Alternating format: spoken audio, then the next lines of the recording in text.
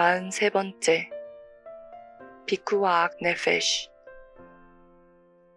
누가복음 10장 25절에서 37절 말씀입니다.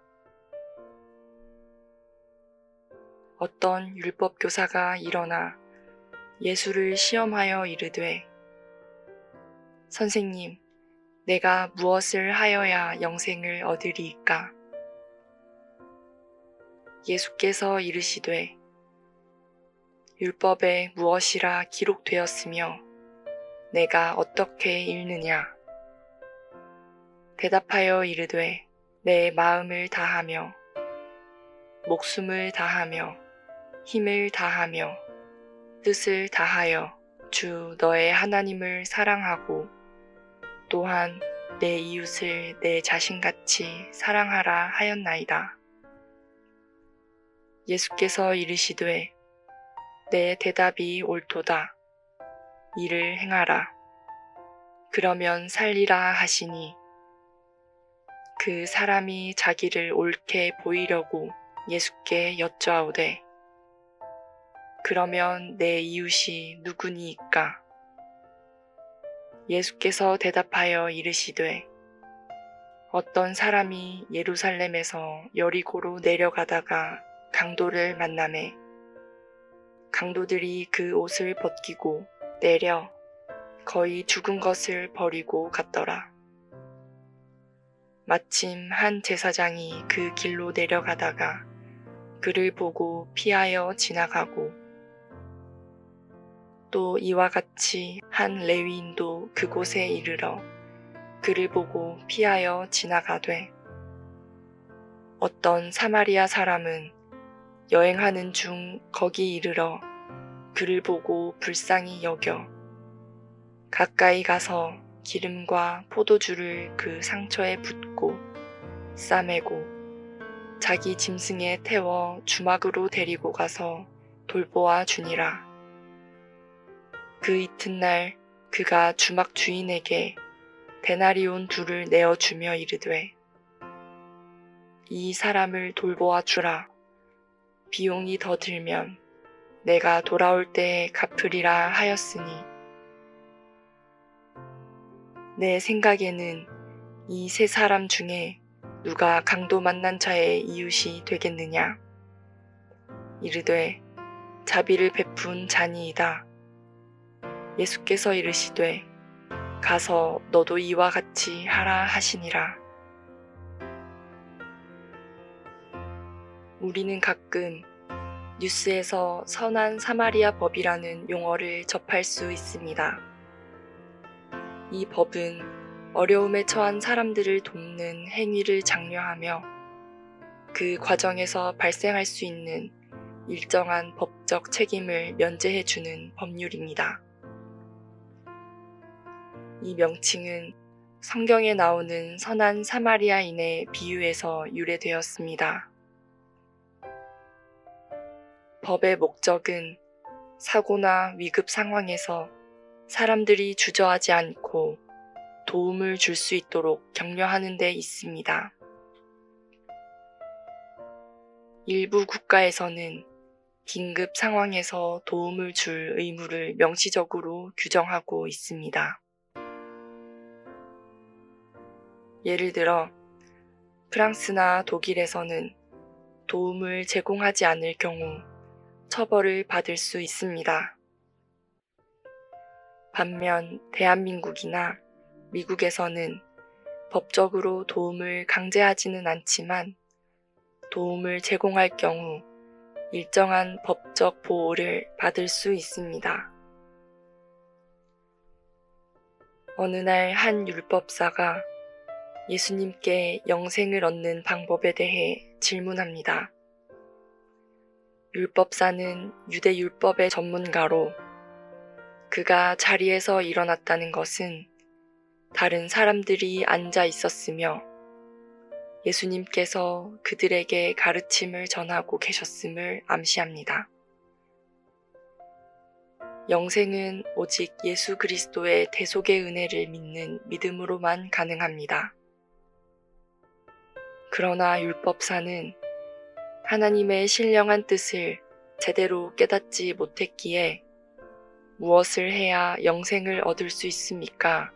라고 묻는 것이 자연스러웠습니다. 예수님께서는 율법에 무엇이라 기록되었으며 내가 어떻게 읽느냐라고 되물으셨습니다.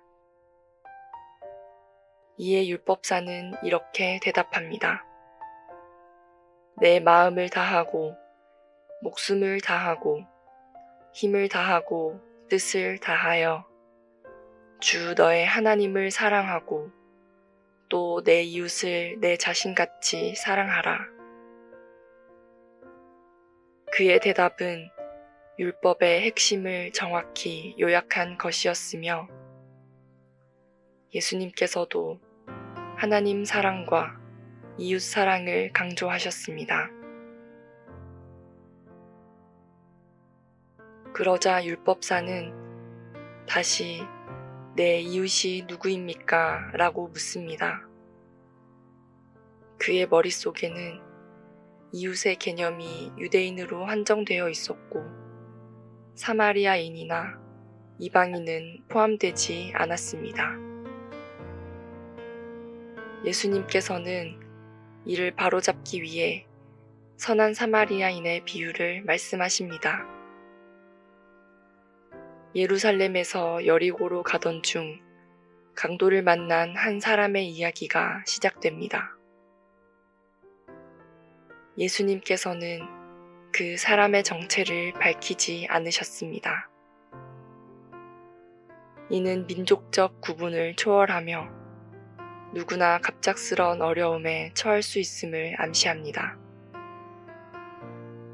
강도를 만난 그는 옷을 빼앗기고 거의 죽을 지경이 되었습니다. 그때 한 제사장이 그 길을 지나가다가 그를 보았지만 피하여 지나갔습니다. 제사장의 주요 임무는 성전에서 희생 제물을 드리는 일이었습니다. 아마도 그는 성전에서의 의무를 마치고 여리고에 있는 자신의 집으로 돌아가는 길이었을 것입니다.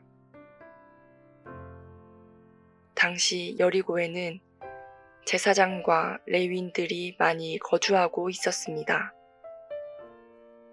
그러나 그는 도움이 절실한 사람을 외면하고 지나쳤습니다. 이어 한 레위인이 지나가다가 그를 보았지만 역시 피하여 지나갔습니다. 레위인들은 제사장보다는 지위가 낮지만 유대 종교 사회에서 중요한 역할을 담당하는 사람들이었습니다. 그들은 다른 사람들에게 모범이 되어야 했지만 이 레위인 역시 강도 만난 자를 외면하고 떠나버렸습니다. 며칠 전 흥미로운 신문 기사가 있었습니다. 제목은 이스라엘 인질 1명당 팔레스타인 수감자 22.3명 석방, 교환 비율의 차이였습니다.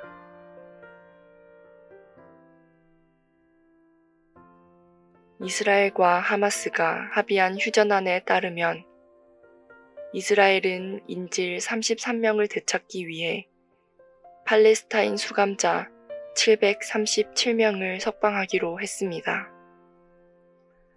즉,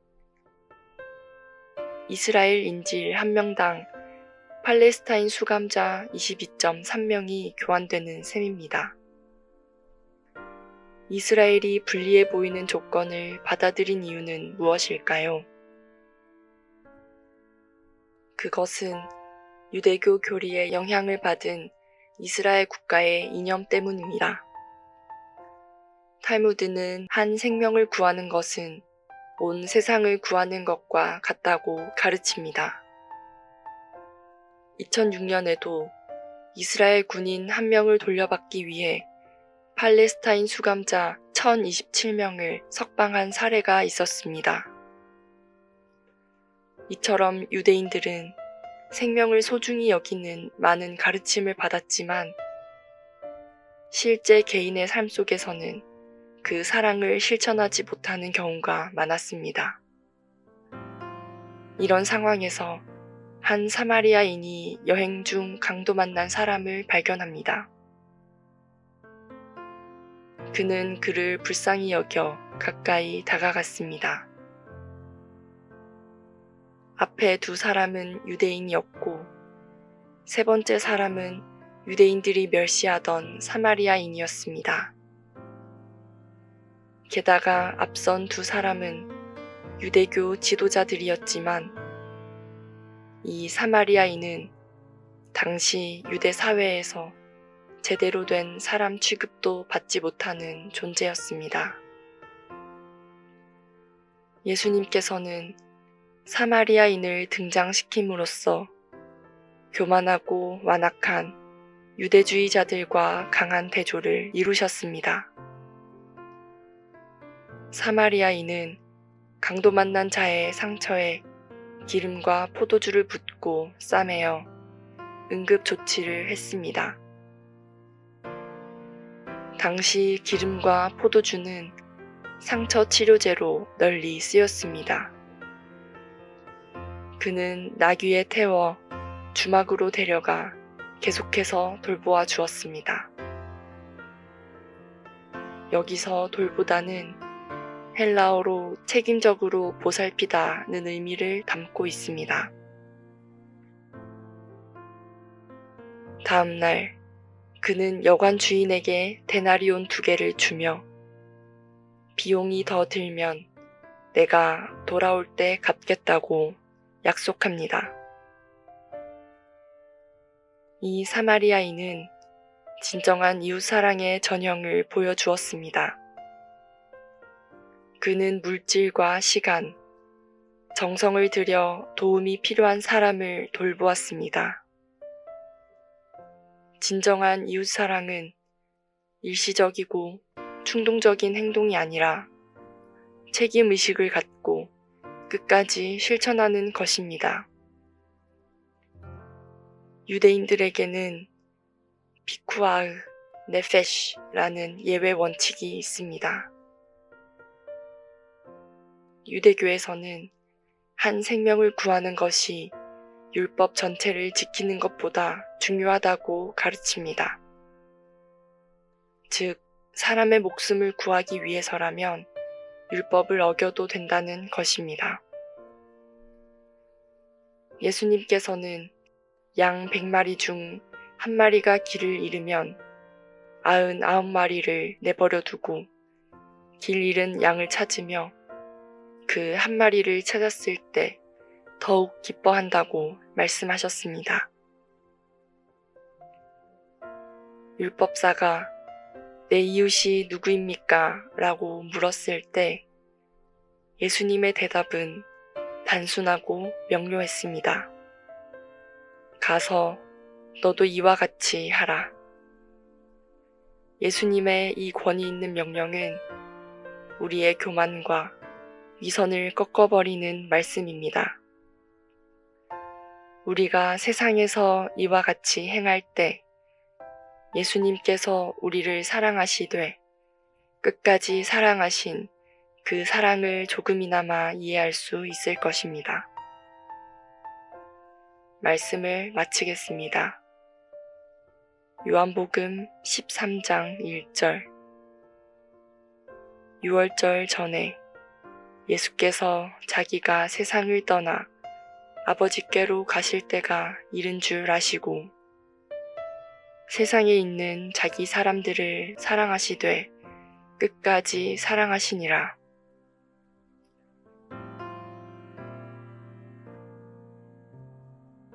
말씀과 함께 새로운 하루의 활력을 맞이하시길 바랍니다.